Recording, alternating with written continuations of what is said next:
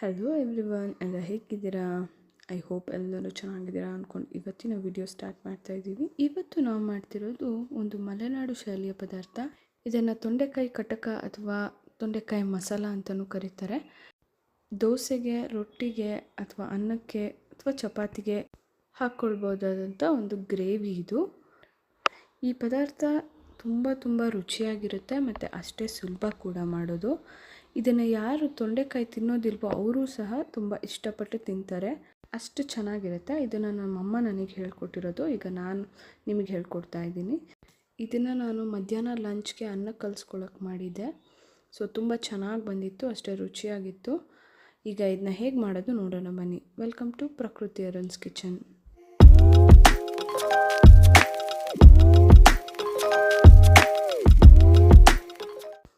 Okay, let's start the process.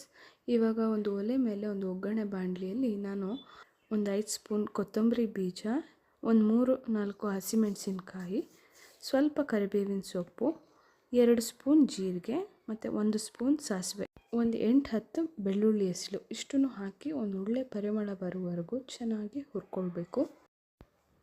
ಈಗ ಒಂದು 2 minutes ಹುರ್ಕೊಂಡಿದ್ದೀನಿ. ಅದಾದಮೇಲೆ ಇದನ್ನು ಮಿಕ್ಸಿ ಜಾರ್ಗೆ ಟ್ರಾನ್ಸ್ಫರ್ ಮಾಡ್ಕೊಳ್ಳೋಣ. ಇದರ ಜೊತೆಗೆ ಸ್ವಲ್ಪ ಕಾಯಿ, ಸ್ವಲ್ಪ ಹುಣಸೆ ಹಣ್ಣು ಇಷ್ಟನ್ನು ಹಾಕಿ ಚೆನ್ನಾಗಿ ಒಂದು ಪೇಸ್ಟ್ ರೆಡಿ ಮಾಡ್ಕೊಳ್ಬೇಕು. ಮಸಾಲ ಪೇಸ್ಟ್ ಇದು ರೆಡಿ ಮಾಡ್ಕೊಳ್ಳೋಣ.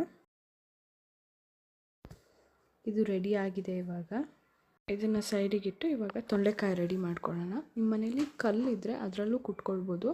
ನಮ್ಮ ಮನೇಲಿ ಕಲ್ಲಿರಲಿಲ್ಲ, ಸೊ ಹಾಗಾಗಿ ನಾನು ಇದನ್ನು ದೋಸೆ ಹಾಕೋ ಸೌಟಿದೆಯಲ್ಲ ಅದರಲ್ಲಿ ಕುಟ್ತಾಯಿದ್ದೀನಿ. ಸೊ ಈ ಥರ ಎಲ್ಲ ತೊಂಡೆಕಾಯಿನೂ ಪ್ರತಿ ತೊಂಡೆಕಾಯಿ ನೀಟಾಗಿ ಕುಟ್ಟಿ ಅದನ್ನು ಜಸ್ಟ್ ಓಪನ್ ಆದರೆ ಸಾಕು. ಪೂರ್ತಿ ಪೇಸ್ಟ್ ಆಗೋ ಥರ ಕುಟ್ಕೊಳ್ಬೇಡಿ, ಸ್ವಲ್ಪ ಓಪನ್ ಆಗಬೇಕು, ಅಷ್ಟು ಕುಟ್ಟಿದ್ರೆ ಸಾಕು. ಬಿಕಾಸ್ ಅದು ಮಸಾಲೆ ಪೂರ್ತಿ ಒಳಗೆ ಹೋಗ್ಬೇಕು. ಹಾಗಾಗಿ ನಾನು ಇದರಲ್ಲಿ ಹಾಕ್ಕೊತಿರೋದು ಕಾಯಾಗಿರೋದು ತೊಂಡೆಕಾಯಿ. ಬಿಕಾಸ್ ಕೆಲವುದು ಹಣ್ಣಾಗಿರುತ್ತೆ, ಈ ಥರ ರೆಡ್ ಕಲರ್ ಆಗಿರುತ್ತೆ, ಅಂಥದ್ದು ಹಾಕ್ಕೊಳ್ಬೇಡಿ.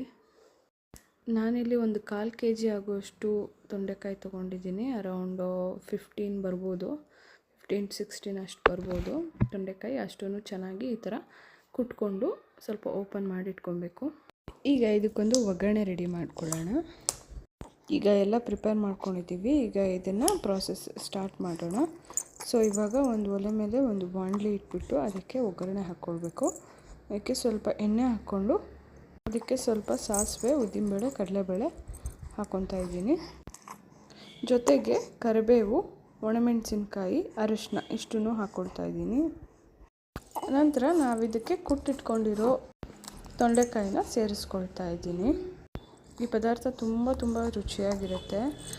ಇದನ್ನು ನೀವು ರೊಟ್ಟಿ, ದೋಸೆ, ಅನ್ನ ಯಾವುದಕ್ಕಾದರೂ ಯೂಸ್ ಮಾಡ್ಕೊಳ್ಬೋದು. ಇದಕ್ಕೆ ಈ ಥರ ಕುಟ್ಟಿಟ್ಕೊಂಡಿರೋ ತೊಂಡೆಕಾಯಿನ ನಾನು ಇದಕ್ಕೆ ಹಾಕ್ಕೊಳ್ತಾ ಇದ್ದೀನಿ. ಇದು ಚೆನ್ನಾಗಿ ಬೇಯಬೇಕು. ಸ್ವಲ್ಪ ಎಣ್ಣೆಯಲ್ಲೇ ಇದು ಫ್ರೈ ಆಗಬೇಕು. ಆಮೇಲೆ ಇದಕ್ಕೆ ಸ್ವಲ್ಪ ಕಲ್ಲುಪ್ಪು ಹಾಕ್ಕೊಳ್ತಾ ಇದ್ದೀನಿ. ಇವತ್ತಿನ ನನ್ನ ಸಬ್ಸ್ಕ್ರೈಬರ್ ಕೌಂಟ್ ಬಂದುಬಿಟ್ಟು 87.